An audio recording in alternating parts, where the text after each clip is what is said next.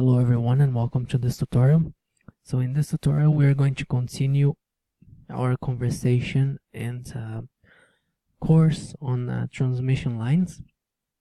Last time, in the last tutorial, we talked about the input impedance at any point on the transmission line, and we saw that the result is a complex number, and we know that it's very time consuming to work with complex numbers. Especially if you don't have a calculator that works with complex numbers. So there was an engineer called Smith that developed what is called the Smith chart, which is this monstrous looking graph here that I have in front of me.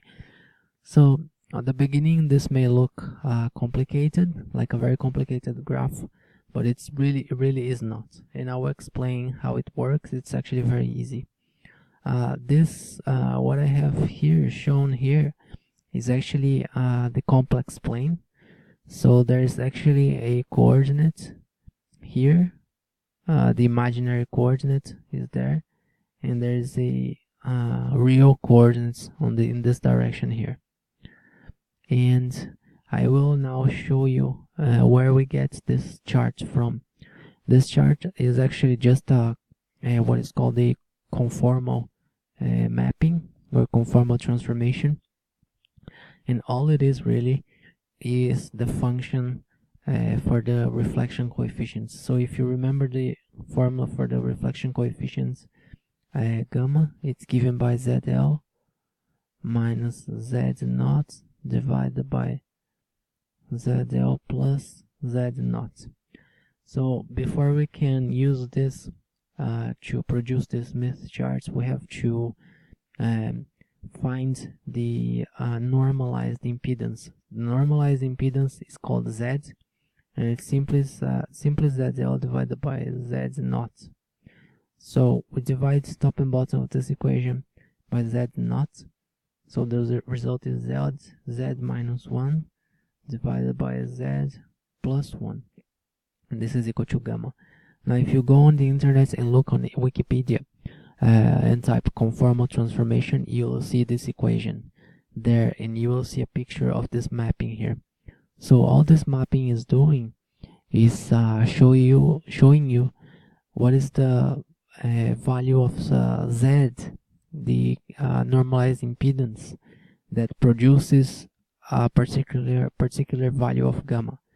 And gamma in this case is actually given by polar coordinates. So if you look here, there's a big circle on the outer rim here. There's a point here right at the center, which is, there's a number 1 here. It's actually 0. This 1 means something else, which I will explain later. But here, where it says 1, you have to think that it's actually the 0 point for gamma. Remember that gamma is a complex number, has an imaginary part and a real part. The imaginary part is vertical here, and the real part is horizontal. However, when we calculate gamma, when we plot gamma on this chart, we actually use polar coordinates. So you will have a radius, for example, from here, let's mark from there to this point there. So let's draw a line here. Let's suppose we have this radius, and also we have an angle. The angle will be the angle here. Let's call this angle theta. If you look here on this chart, along this this strip here, you can see the angles. So it starts with 0, 10, 20, 30, 40, 50, 60, 70, 80, 90, etc. So here, this gives you the angle. And then what you have to find is the value of the radius here. So this is how you plot the coefficient, the reflection coefficient on the Smith chart. First you find the radius here, you draw any line here, and then you find the angle. Now one thing to notice is that the maximum value of the radius here is 1.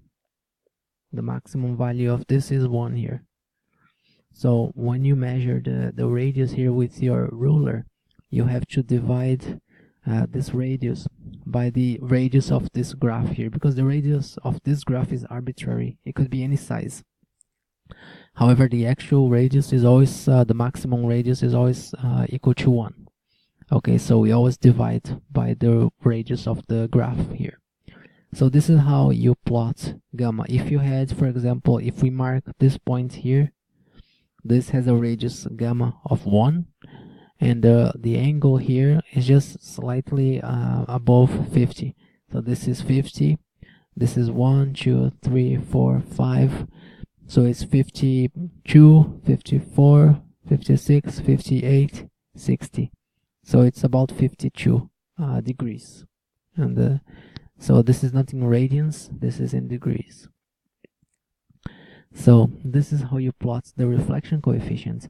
Now, why is this useful? When I was learning about this, my teacher didn't actually explain to me or to us why this was useful. So it took me a few days. I had to go over it myself and try to realize why was this useful at all, because I didn't see it right away. It is useful because you see all these curved lines here, all around here, and also this horizontal line here at the bottom. These will give you the value of z.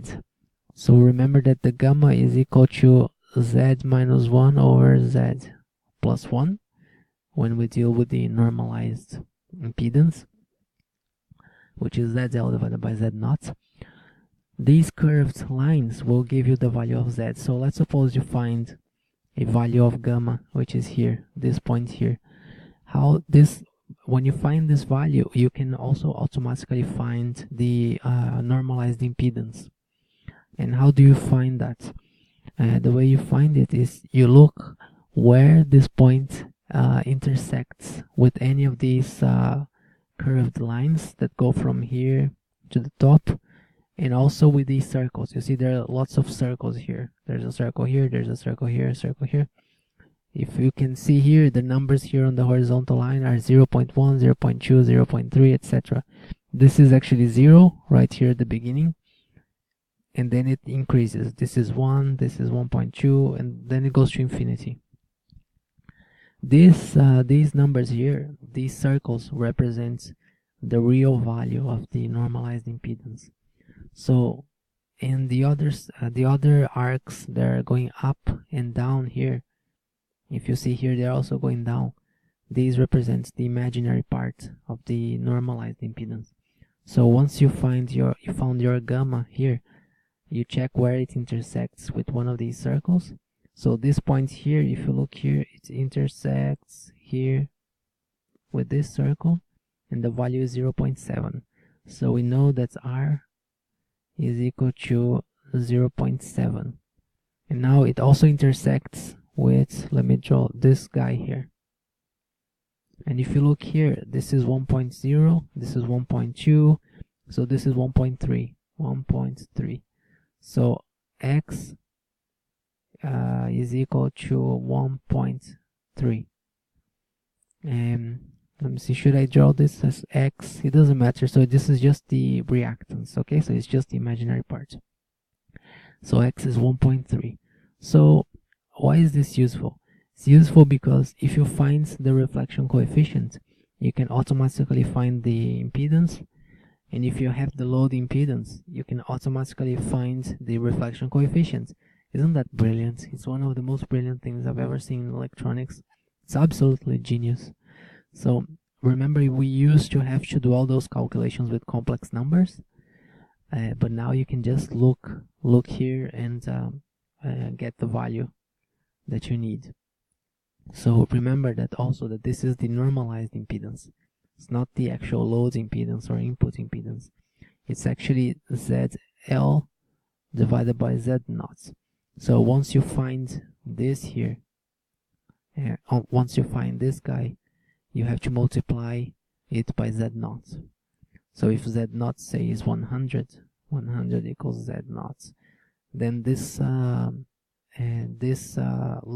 impedance here will be 70 plus 130 J times J. So Also, another detail is you can see the circle is divided into two halves, top and bottom. All these curves here going up, they're positive in value, and all the curves going down, they're negative in value. Okay, so this is the basics of the Smith chart, and I hope you have understood it.